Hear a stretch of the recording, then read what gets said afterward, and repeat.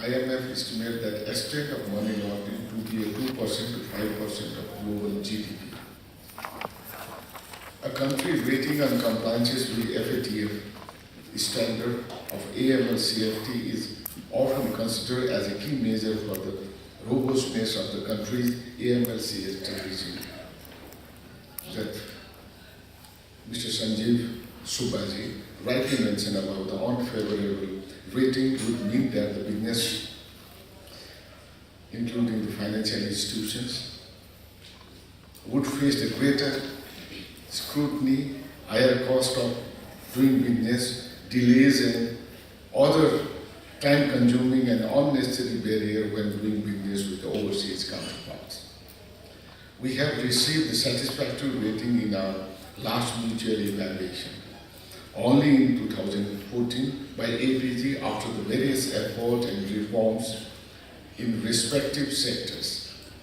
Still, we have to do a lot for upcoming evaluation, which will be based on a more holistic methodology, where the greater focus will be on the effectiveness of our implementation.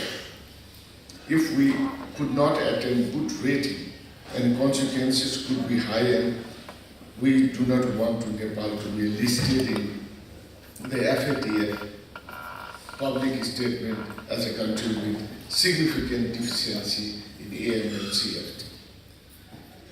Bank and financial institutions, being the most important partners, can play an important role of deterring and detecting the money laundering and terrorism financing activities. Compliance with AML-CFT law and regulation in the financial institution require high commitments. Non-compliances will be seriously dealt with. At the international level, we have witnessed the bank being penalized to a tune of billions of dollars for failure to comply with AML-CFT directives. In Nepal, the Nepal Rastra has been taking strong action upon bank and financial institutions that fail to comply and implement such directives related to AML compliance.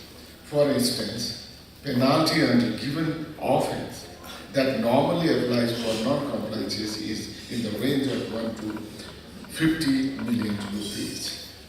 Money laundering can be in different form, placement and layering, but not limited to tax evasion, cybercrime, identity fraud, phishing, car fraud, scheming, advance fee scams, fund transfer stream, fake prices, international lottery fraud, wills and legacies and loan fraud, and international transfers. The technologies adopted by bank and financial institutions are making them increasingly vulnerable to various risks in money laundering. Generally, the risk of money laundering is vulnerable where there is inadequate internal control, poor risk management practice, weak good governance, inadequate board and senior management oversight, inadequate policy, procedures and monitoring the functional activities and breach of contract and trust. Although banking system is stringent in KYC, but not sufficient as expected to identify the beneficial owner to apply the risk-based approach.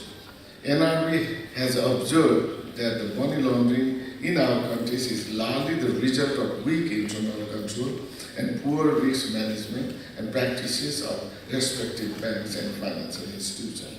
It highlights the need of efficient internal audit, strong internal control system and better risk management practices within the bank in addition to compliance with the regulation and supervision of prevention, control and dictations of financial crime. Bank and financial institutions must adopt a strategic approach and it is also important to comply the KYC regulation based on risk-based approach. real-time transaction monitoring and transaction analysis for prevention and timely dictations of financial crime. The board and senior management of banks should be proactive in undertaking the potential risks of bank and also put in the place of crime prevention, control and dictations mechanism.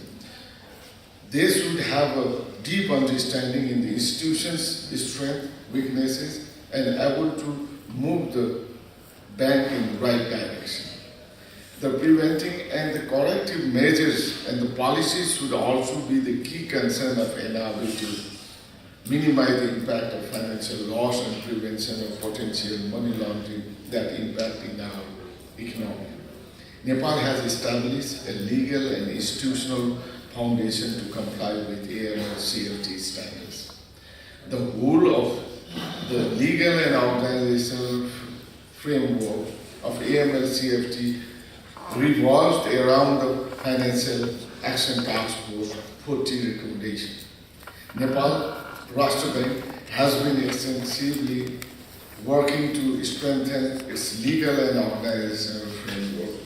And in this region, the bank can play a very important role, not just because of launderers have been abusing the banking system, but also because the victim of such crimes and banks are always at various risks, such as legal, regulatory concentrations and reputation.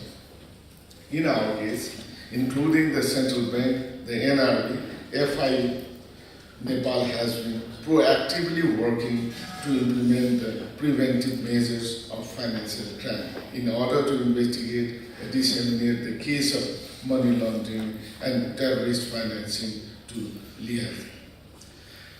And FIU Nepal received 887 STRs in 2074-75, and out of total STRs has been received, almost 312 were disseminated to the law enforcement and agencies. I hope the FIU Nepal LEAs are coordinating to further investigate the case of prosecutions and convictions. FIU Nepal has already installed the GoML system for strengthening the receiving, reporting, disseminations of mechanism for information and report from the commercial bank, and in now reporting under the testing plan. I hope that bank will soon move to the live environment of GoML in reporting of the STR and TTR to the FIU Nepal. Hence, joint and coordinate effort among the regulator, bank and financial institutions, law enforcement agencies, FIU, civil society, support agencies, including with public-private partners, can play an important role to control the financial crime and help to maintain the financial stability in the country. At last, but not least, I wish the conference will be successful to discuss and reach in the concrete conclusion about the implementation of robust mechanism of AML compliance as a part of compliance function and explore the landscape of crime prevention in order to identify the early warning signal of financial crime and its prevention measures.